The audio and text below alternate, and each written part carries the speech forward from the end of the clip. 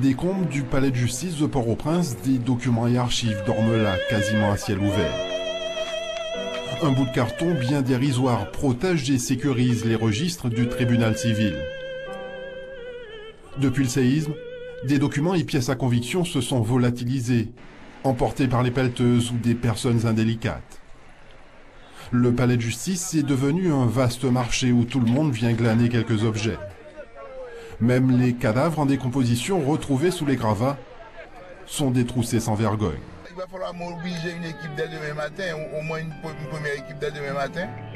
Directeur des Archives nationales d'Haïti depuis 27 ans, Jean-Wilfried Bertrand pilote aussi depuis le séisme une cellule dénommée Patrimoine en danger. Donne-moi une demi-douzaine parmi les meilleurs.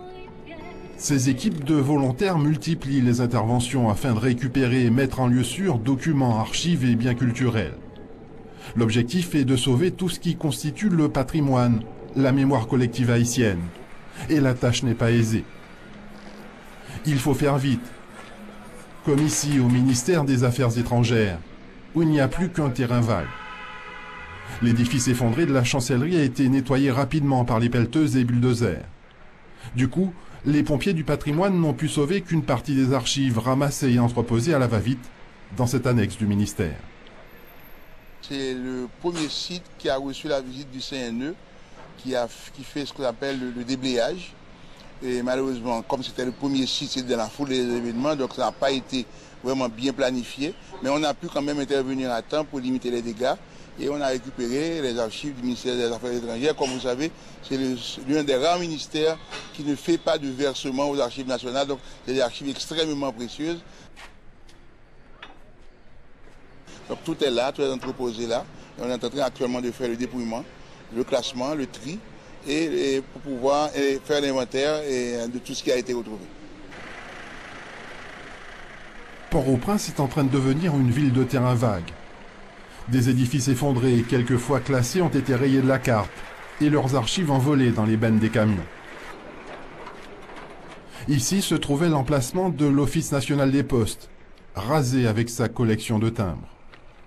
D'autres édifices ou bâtisses patrimoniales comme les fameuses Gingerbread, témoins architecturaux de l'histoire des Haïtiens, ont quasiment disparu. À l'ISPAN, l'Institut de sauvegarde du patrimoine, structure qui s'occupe du bâti pour le ministère de la Culture, on tente malgré de faibles moyens de lutter contre les démolitions sauvages de bâtiments à haute valeur patrimoniale. Récemment, nous avons pu trouver un financement de l'UNESCO qui nous a permis de commencer une campagne de construction de clôtures provisoires. Et nous sommes en train de sécuriser seulement 3 sites, la cathédrale de Port-au-Prince, la cathédrale Notre-Dame, l'église Sainte-Anne et l'église du Sacré-Cœur. Nous espérons pouvoir continuer avec ce programme en obtenant des fonds supplémentaires. Les sauveteurs du patrimoine sont intervenus un peu partout. Ici, c'est la bibliothèque de l'école normale supérieure qui a été mise à l'abri dans l'urgence. Il fallait sauver tout ce qui pouvait l'être, malgré les difficultés pour trouver des espaces d'entreposage. Public ou privé, les collections font l'objet de la même attention. Il y a deux choses, la bibliothèque professeur d'allemand. Mais le travail de récupération est loin d'être terminé. Ici, au Bureau national d'ethnologie, les objets archéologiques de l'époque précolombienne dorment toujours en plein air, 2 mois après le séisme. Comme vous voyez, il y a encore des pièces archéologiques qui sont là-haut, qui ne sont pas encore récupérées. Donc c'est un travail de bénédictin à faire pour ne pas abîmer les pièces et de récupérer également des pièces toujours sous les gravats. On a installé des agents de sécurité qui essaient plus ou moins de sauvegarder ce qui a déjà été sauvé. Parce que, particulièrement les documents, tout ce qui est documents et tout le matériel, les équipements aussi, il faut les préserver parce que les pilleurs sont là, ils attendent la moindre occasion pour foncer et pouvoir reprendre tout ce qui était déjà sauvé. Depuis le séisme, la congrégation des Pères du Saint-Esprit est particulièrement inquiète. Les Pères spiritains géraient une école dont les édifices se sont complètement effondrés. Ils veillent aussi sur un véritable trésor, une bibliothèque à la valeur inestimable, déménagée en urgence de ce bâtiment prêt à s'écrouler. La région Martinique avait financé ces rayonnages destinés à abriter l'une des collections les plus riches de l'histoire de l'esclavage. Déménagée en urgence, la bibliothèque des Pères du Saint-Esprit a trouvé refuge juste à côté, dans cette chapelle. complètement fragilisé. Ces pères spiritains ont accepté non sans réticence de nous montrer leur trésor. Les conditions de sécurité ne sont pas réunies, mais la congrégation a dû faire avec les moyens du bord. Mettre les 25 000 documents précieux en boîte sous la protection de bâches et accessoirement de cette Vierge. Dans ces cartons dorment des documents d'archives uniques, comme des certificats de l'attrait. On trouve aussi des gravures, cartes, lettres, manuscrits et ouvrages originaux datant du XVIe, XVIIe et XVIIIe siècle. Cette bibliothèque est l'une des plus importantes institutions de conservation du patrimoine écrit. L'histoire de l'île espagnole ou de Saint-Domingue. 1877. 1625. L'histoire des aventuriers, c'est de 1676. La plupart de ces ouvrages-là sont à exemplaires uniques qu'on ne trouve nulle part. Ce qui fait que on n'en parle pas trop, mais c'est vraiment une richesse. Parce que perdre ça, là, c'est perdre la mémoire. Heureusement, on a pu la récupérer. Maintenant, c'est la gérer maintenant, qui est plus compliqué. À 2 pas, le siège des Archives nationales d'Haïti a plutôt bien résisté. La bâtisse, construite en 1914 par les Américains, a été endommagée, mais des travaux de rénovation sont en cours afin de sauvegarder ces arcades en briques. Toutes sortes de documents officiels sont entassés pêle-mêle dans ces locaux, comme ces sacs contenant les archives des forces armées d'Haïti. Un travail de tri et de rangement s'impose, d'autant que le séisme a mis sans dessous bon nombre de registres historiques. Ici, nous sommes au premier niveau où se trouvent stockées, entreposées les archives de l'état civil du 19e siècle, donc du début de l'indépendance jusqu'à 1899. Donc vous voyez les dégâts causés par le tremblement de terre, donc tout a été renversé. Ok, là nous avons des registres des années 1800, ok, qui ne sont pas en très bon état, mais quand même.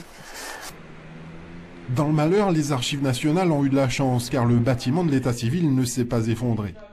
Les locaux endommagés abritaient les précieux registres d'état civil de 1950 à nos jours. Quelques 10 millions d'actes de naissance qu'il a fallu déménager et relocaliser à la hâte. Les registres ont trouvé refuge dans cette école de Delma. Les Archives nationales louent une partie des locaux afin d'entreposer ces documents d'état civil. L'espace manque et les employés ont du pain sur la planche pour classer les milliers de registres. Le rangement se fait par ordre chronologique et par bureau d'état civil. Rien que cette salle doit accueillir les 3 départements du Sud.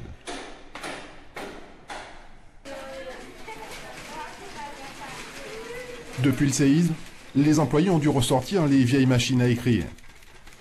Le service d'état civil croule sous les demandes d'extraits d'actes de naissance et le système informatique n'est pas encore opérationnel. Le directeur des Archives nationales, Jean-Wilfried Bertrand, est la seule personne habilitée à poser sa signature et ses 4 sceaux sur les extraits délivrés par ses services. Alors, ce tac est prêt maintenant pour la signature, pour recevoir ma signature. Donc, je signe là. Ce geste est répété des milliers de fois par jour, quotidiennement. Nous recevons entre 1500 et 2000 demandes par jour de toute la République et également en dehors du territoire. Donc c'est un travail extraordinaire. Nous avons un staff de près de 200 personnes, 188 personnes attelées à cette tâche et le nombre augmente de plus en plus et la demande augmente de plus en plus également. Retour au palais de justice, enfin ce qu'il en reste. Une équipe est finalement venue à la rescousse des documents enfouis sous les décombres. Pour quelques gourdes, ce gamin de 12 ans n'hésite pas à respirer la poussière des gravats afin de sortir les registres du tribunal civil. Des actes de naissance, de décès ou de mariage mis en carton et emportés en lieu sûr. Jusqu'à présent, nous avons équipé tout ça. Bon, je veux dire que nous va mouiller. Et là, mouiller, n'est pas bon pour payer. Parce que déjà, catastrophe, ça passe, il y a un pile de bagages qui perdu. Mais ça, nous avons équipé. C'est très bon. Nous disons, bon, l'État lui-même, nos petits gens aller trop lent.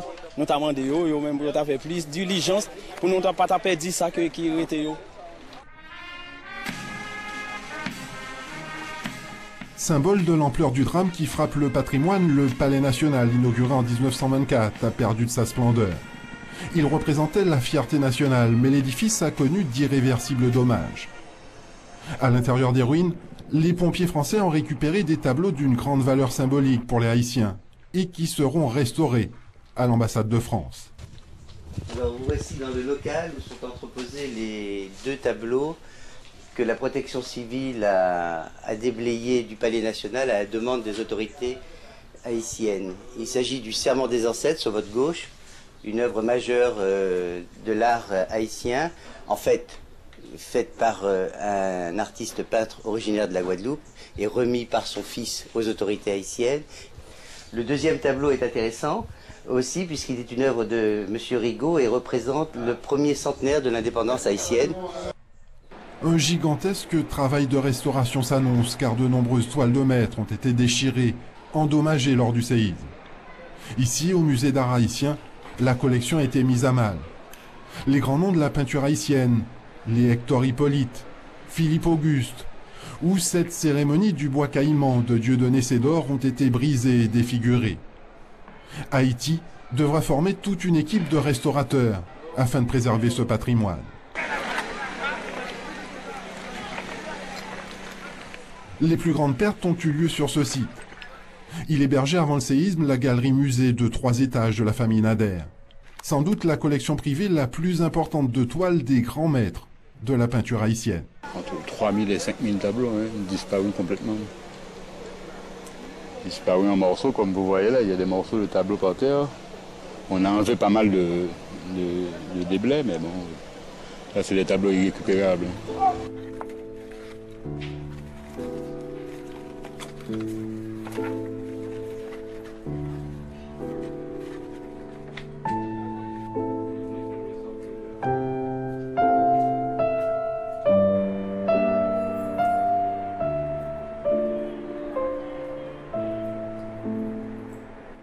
Les pièces sauvegardées intactes sont entreposées dans la galerie de la famille à Pétionville.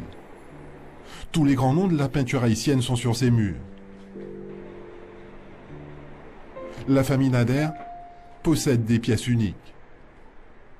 Là, vous avez probablement les tableaux les plus importants de la collection du musée. Comme vous regardez là, vous avez un tableau d'Hector Hippolyte des années 40, précisément en 1944, qui est très abîmé. Et ici aussi, c'est encore un autre Hector Hippolyte. Hector Hippolyte est le peintre le plus connu dans la peinture haïtienne. Et le plus coté aussi, là en morceaux, un millier de morceaux. Bon, les Hippolytes, ça varie entre 50 000 jusqu'à 150 000 sur le marché. La collection Nader comprenait 12 000 tableaux. Toutes les toiles endommagées ont été stockées dans cette pièce de la galerie. Il y en aurait plus d'1 millier. Les Américains pourraient participer à leur restauration. C'est le fameux Saint-Brice, Robert Saint-Brice. Une pièce comme ça, c'est irremplaçable. Là, en les voyant comme ça, dans cet état-là, je me donne le courage de les restaurer. C'est ma mission maintenant. Restaurer aussi certains symboles religieux et culturels, c'est l'objectif souhaité pour cet édifice. La cathédrale Sainte-Trinité de l'église épiscopale d'Haïti au cœur du centre-ville. L'édifice s'était connu dans le monde entier pour sa collection unique de peintures murales. Des fresques réalisées dans les années 50 par de grands artistes haïtiens, Rigaud Benoît, Philomé Aubin, Castera Basile ou Préfète Dufaux pour ne citer que cela. Des œuvres irremplaçables dont il ne reste que des éléments dispersés au sol. C'est une bataille qu'on commence à livrer déjà pour essayer de les sauver, pour essayer déjà de conscientiser tout le monde, que ce soit les autorités, que ce soit l'Église, que ce soit la population, pour pouvoir garder en mémoire ces images-là. D'autant plus que la plupart des peintres ne sont plus maintenant. S'il a peint son propre cercueil il y a 12 ans, Préfète Dufaux n'y est pas encore allongé. À 87 ans, le peintre le plus connu dans le monde est prêt à réaliser de nouvelles fresques. Le 12 janvier dernier, il est échappé de peu à la mort. Son atelier, situé au 2e étage de cette maison, s'est effondré. On a compté 9 morts. Parce qu'on voit rien du tout, tout perdu net. Enfin, effondré. Mais cet artiste autodidacte ne se laisse pas abattre. Grâce à des dons, il a repris le pinceau, car la catastrophe n'a fait que renforcer son imagination. Depuis plus de 60 ans, Préfète Dufaux s'est forgé un style unique. Il peint des villes imaginaires, des toiles exposées dans les plus grands musées du monde. Pour son pays, Préfète veut réaliser de nouvelles peintures murales dans une future cathédrale. Et puis, je finis refaire l'église là. Je vais plus mieux samedi. Je vais mettre plus de taille, je vais mettre plus de gaieté là-dedans, je vais mettre plus de bagailles pour étudier vraiment, pour voir que l'artiste là gagne une imagination pour le pays. La peinture occupe une place importante dans la culture haïtienne. Elle a aussi valeur thérapeutique. Et le plasticien cubain, Cho, offre avec sa brigade de 60 artistes un peu de bonheur et de divertissement aux sinistrés installés sur le Champ de Mars. Sa brigade culturelle, composée de clowns, peintres, musiciens, danseurs, a été lancée en 2008 après les ouragans Gustave et Ike qui ont frappé Cuba. Ici en Haïti, les artistes cubains viennent soigner et démontrer l'importance de la culture. C'est destiné aux blessés. On soigne des blessures qui quelquefois sont plus graves que des blessures physiques. Ce sont les blessures de l'âme. Les blessures de l'âme qui sapent l'espérance, et si tu compromets l'espérance, il n'y a pas de futur.